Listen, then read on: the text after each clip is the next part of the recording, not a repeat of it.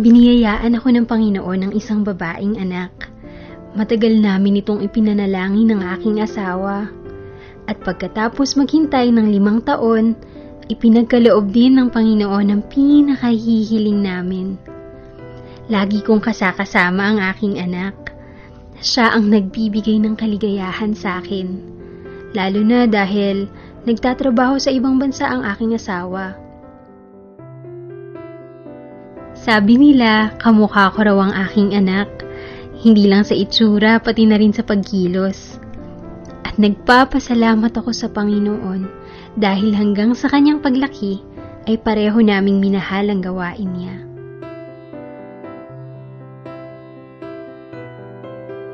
Merong isang pamilya sa Tatalon na nadala namin sa Panginoon ni Mama. Tuwang-tuwa kami kasi nagpabaptize sila at araw-araw namin silang pinagpe-pray ni Mama bago matulog. Ang saya-saya ko rin na nakapartner ko si Mama sa mga visitation sa bahay nila Tita Dindin tuwing Sabado. Masaya kami na nakikitang unti-unti silang nag-a-attend sa church. Nakaka-attend na nga rin sila ng Sunday school at mga fellowships. Ramdam din namin ni Mama na kailangan kami ng pamilya ni Tita Dindin. Minsan, may ilang gabi na tumatawag si Tita Dindin kay Mama at umiiyak sa telepono. Marami kasi silang problema sa pamilya. Kami naman ni Mama, dahil mahal namin ang pamilya nila, lagi namin silang pinapag-pray at nilalapit sa Panginoon. Alam mo, Ma, masaya po ako nakakatulong tayo sa pamilya nila Tita Dindin. Lagi ko po sila pinagpe-pray, pati sila Albert at mga kapatid niya. Sana nga po maging okay na po sila. Anak, alam mo, dumadaan talaga sa pagsubok at problema ang lahat. Dahil hindi naman disenyo ng Panginoon na puro kaligayahan yung mararanasan natin. Dumadaan tayo sa mga pagsubok para lalong mag-shine ang ating testimony. At nang sa ganun, lalo tayong tumatag sa pananampalataya. Mama, hindi naman ako nahihirapan sa ginagawa natin para nga po hindi naman pagsasakripisyo. Alam mo anak, yun ang pagmamahal. Dahil pagka nagmamahal ka, talagang kasama ang pagbibigay, ang pagsasakripisyo. Kagaya ng ginawa ng Panginoong Jesus para sa atin. Siya ang nagbigay ng ultimate sacrifice, ang kanyang buhay para sa ating kaligtasan. Wait, naku, malapit na nga pala ang ating sacrificial giving at anniversary sa church. Dapat nagre-ready na tayo para dito.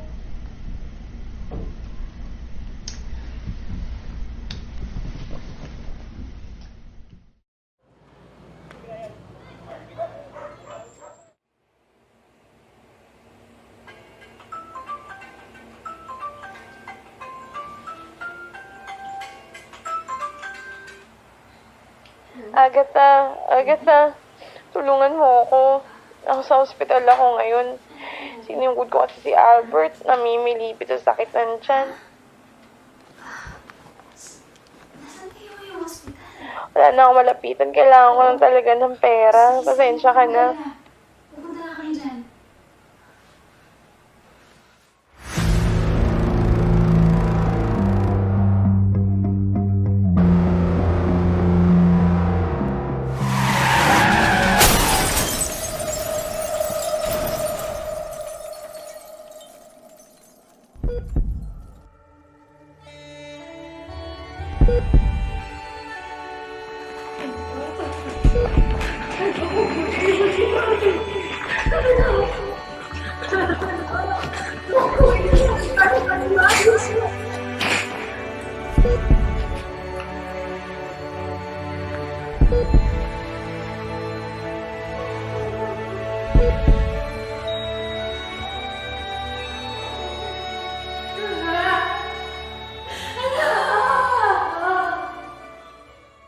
Panginoon, ang tagal namin humingi ng anak sa'yo. Ang tagal namin nanalangin para magkaroon ng anak. Binigay mo ko, Panginoon. Pero bakit parang ang bilis naman? Binawi mo kaagad.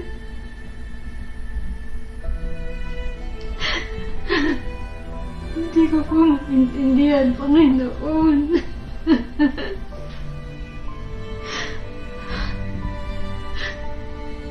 Ginawa naman namin yung kalooban mo.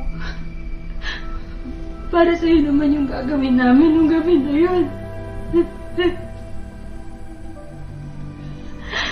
Hindi ko maintindihan, Panginoon.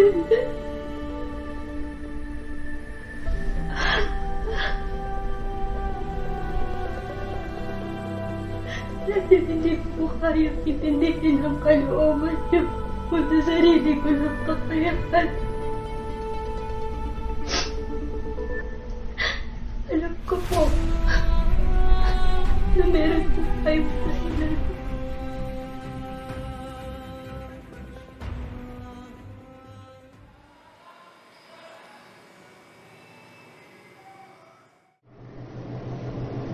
Agatha,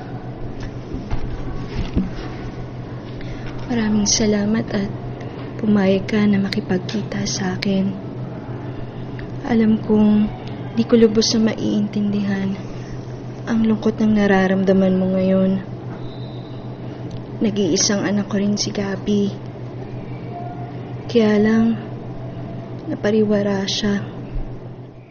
Nagdesisyon kaming ipasok siya sa rehab. Kaya nung nalaman niyang yun, lumayas siya nung gabi ng aksidente. I'm sorry, Agatha.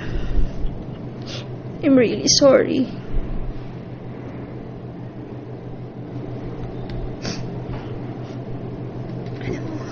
Alam mo, Sharon, lahat tayo may pag-asa sa Panginoon.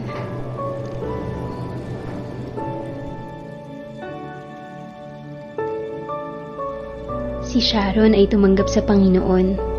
Pagkatapos, ay nadala niya ang kanyang asawa at maging ang kanyang anak na si Gabe. Unti-unti nang nakikita sa buhay ni Gabe ang pagbabago na dala ng binagong buhay kay Kristo. Masakit ang aking pinagdaanan. Kahit hanggang ngayon, dama ko pa rin ang sakit. Subalit alam kong kapiling na ng Diyos ang aking anak. At sigurado akong napakasaya niya ngayon sa piling ng ating Ama. Hindi naging madali. Subalit, unti-unting binuksan ng Panginoon ang aking mga mata sa kanyang kalooban sa aking buhay. At unti-unti rin niyang binubuksan ang aking puso at ibinabalik ang kaligayahan na tanging siya lamang ang makapagbibigay.